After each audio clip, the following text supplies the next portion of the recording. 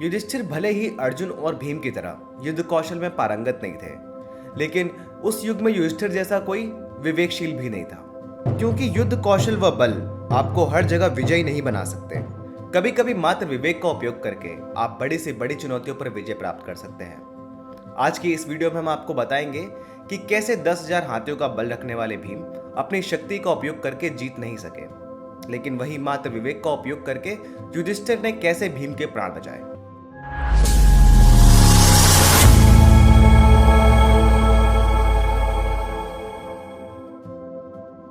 वनवास के दौरान द्वैतवन लौटने से पूर्व पांडव 1 वर्ष के लिए हिमालय पर रुके थे, जहां एक दिन भीम पास के जंगल में शिकार करने गए और कुछ विशाल सांपों का पीछा करते हुए जंगल में अंदर तक पहुंच गए, जहां एक विशाल पीले सांप ने उन्हें पकड़ लिया।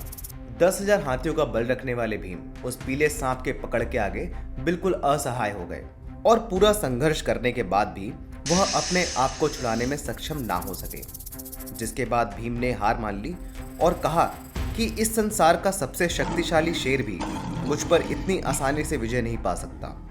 आप कोई साधारण सांप नहीं हो सकते। कौन है आप? तब उस सांप ने बताया कि मैं नहुष हूं, तुम्हारे पूर्वजों में से एक। मुझे सांप के रूप में जन्म लेने के लिए श्राप मिला था, इसलिए मैं यहाँ हूं। मैंने शपथ ली हुई थी कि मैं केवल वही भोजन ग्रहण करूंगा जो दिन के समय सबसे पहले मेरे हाथ में आएगा।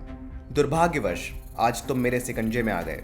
हालांकि मुझे एक वरदान भी मिला हुआ है कि यदि कोई मेरे सवालों का संतोषजनक उत्तर दे दे तो मैं इस सांप के अवतार से मुक्त हो जाऊंगा, अन्यथा मुझे तुम्हें अपना भोजन बनाना ही पड़ेगा।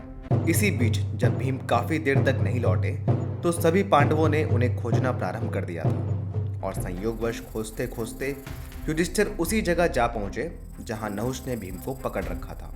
युधिष्ठिर ने नहुष से भीम को छोड़ने का आग्रह किया और उसकी जगह स्वयं को भोजन के रूप में प्रस्तुत किया, लेकिन नहुष ने मना किया और अपनी प्रतिज्ञा दोहराई और कहा कि यदि तुम मेरे सभी प्रश्नों का संतोषजनक उत्तर दे देते हो तो मैं तुम्हारे भाई के प्राण नहीं लूंगा, जिससे युधिष्ठिर सहमत हो गए और अब नहुष ने युधिष्ठिर से अपने प्रश्न पूछने प्रारंभ किए। नहुष का पहला प्रश्न था कि हमें ब्राह्मण के रूप में किसको जानना चाहिए। युधिष्ठिर ने कहा, जो भी कोई व्यक्ति सत्यवादी, दानशील, क्षमाशील, शिष्ट, तपस्वी और कृपालु होते हैं, केवल उन्हें ही ब्राह्मण माना जाना चाहिए। इस पर नहुष ने कहा कि यह सब गुण तो शूद्र में भी देखे जा सकते हैं, तो हम फिर ये कैसे तय करें।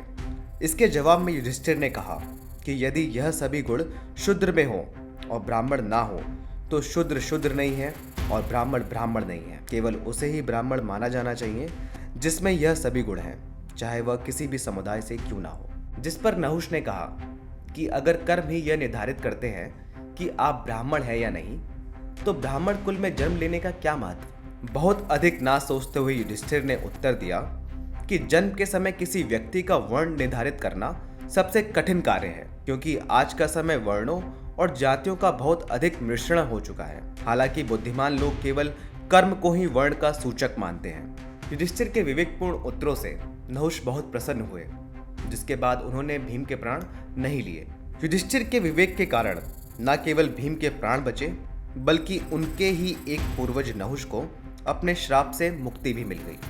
हम आशा करते हैं हर बार की तरह आपको इस वीडियो से कुछ नया ही जानने को मिला होगा। लेकिन क्या आप जानते हैं अर्जुन ने युधिष्ठिर को एक बार लगभग मार ही डाला था? अगर नहीं तो इस वीडियो पे क्लिक करके जान सकते हैं। अगर आपको यह वीडियो पसंद आई है तो अपने दोस्तों व परिवार के साथ अवश्य ही शेयर करें, और अगर आपने अभी तक हमारा चैनल सब्सक्राइब नहीं किया है तो प्लीज़ कर लें। धन्यवाद।